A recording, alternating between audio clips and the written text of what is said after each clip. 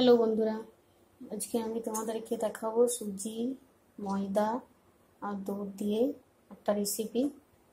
এটা আমি পেস্ট করে নিয়েছি, ব্যাটারটা আমি গুলে নিয়েছি। এবার কড়াইয়ে তেল দিয়ে দিয়েছি।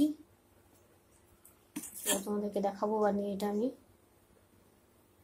দিয়ে দিলাম, এটা একটা হাতা দিয়ে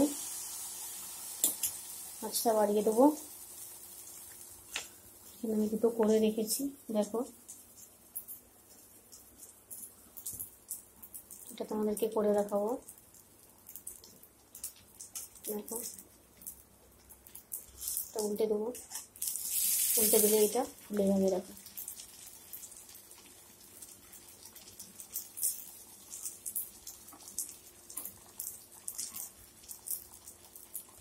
একটু নেড়ে ছেড়ে দেবো, তাহলে আরও ফুলে যাবে।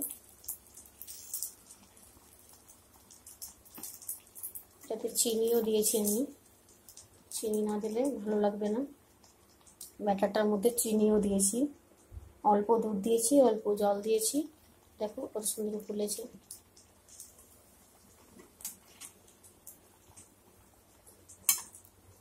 এই যে দেখো, মাছটা কমিয়ে দেবো একটু,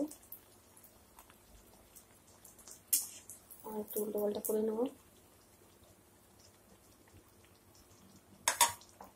একটা বাড়িয়ে দিই একটু মাছটা, অনেকটাই কম ছিল। আমি হাফ কাপ সুজি দিয়েছি, হাফ কাপ ময়দা দিয়েছি, হাফ কাপ দুধ দিয়েছি, একটু মৌরি দিয়েছি, আর 3 চামচের মতো চিনি দিয়েছি। এই যে আমার রেডি, দেখো,